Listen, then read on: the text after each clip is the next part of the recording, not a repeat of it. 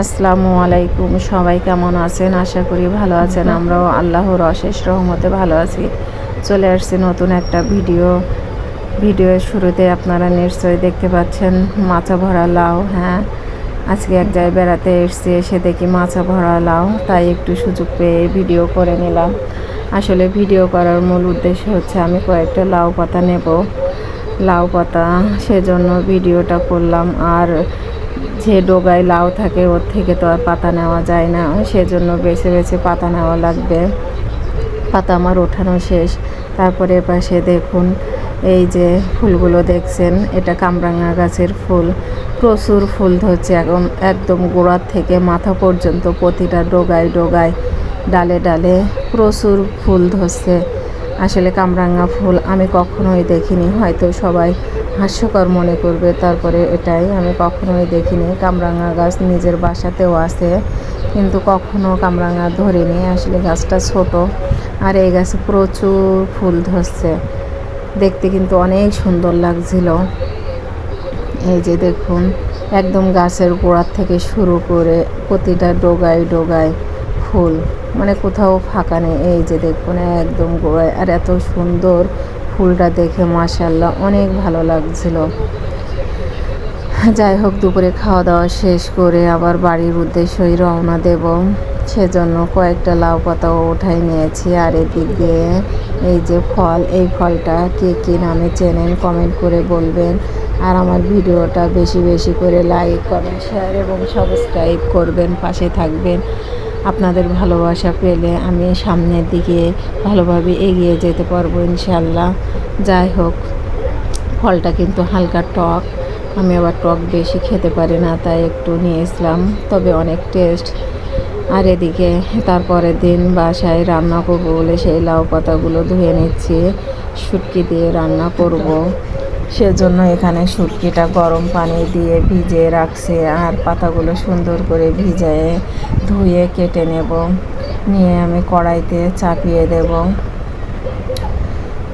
অনেকে দেখি কি আস্ত পাতা আবার আপনার ওইভাবে দেয়।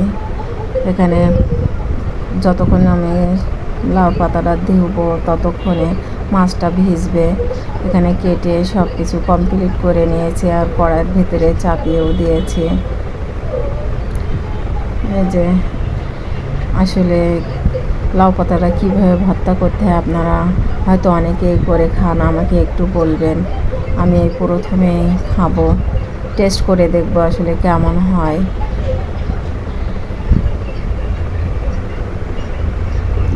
এখানে আমি অল্প একটু লবণও দিয়েছি, আর একটু সরিষার তেলও দিয়েছি। যখন পানিটা শুকায় গিয়েছিল তখনই দিয়ে তো সিদ্ধ করা শেষ, আমি এখন শিলে বেটে নেব।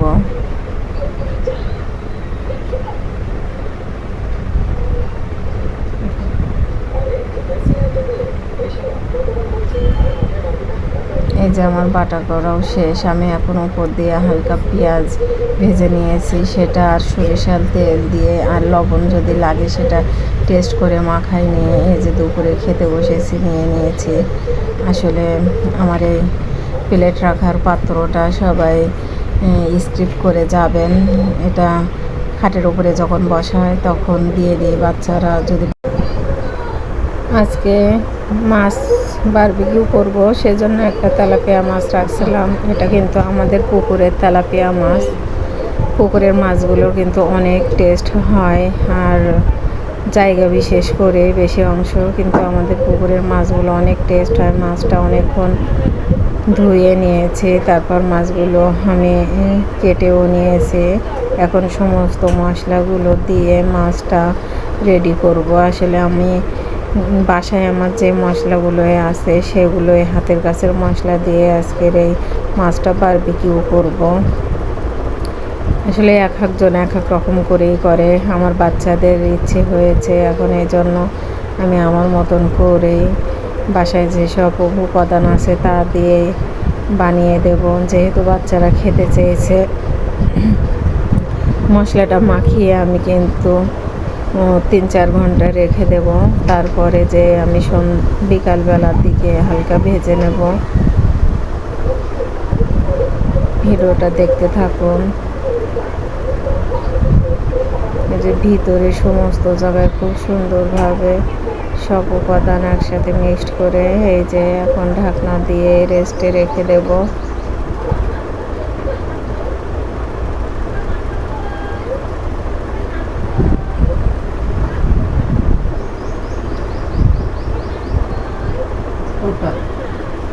আর এর দিক দিয়ে আরেকটা মাছটা মাখিয়ে আমি একটু বাইরে চলে এসেছি হাঁসেদের ঘাস খাওয়ানোর জন্য। একটা ওল গাছ দেখুন কত বড় হয়েছে, ওলটা উঠাইয়ে খাওয়া যাবে।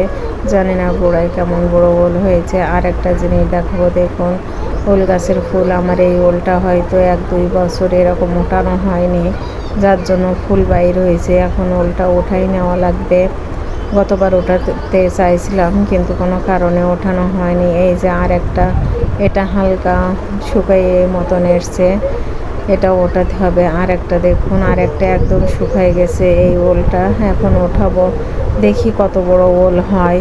অনেকে বলে কি যে অনেক বড় হলে নাকি এই ফুলগুলো হয়, আবার অনেকে বলে 1-2 বছর না ওঠানোর পরে ফুল হয়। দেখা যাক ওলটা কত বড় হয়। গাছটা একদম শুকাই গেছে, ফুলটা এখনই উঠাই নিতে হবে। আর খেতেও কেমন হবে জানি না। আমি প্রথমে ভাবছিলাম যে অনেক গভীরে হয়তো ওলটা, কিন্তু না, একদম উপরে ছিল। 1-2 চার দেওয়ার সাথে সাথে এমনি উঠে এসছে।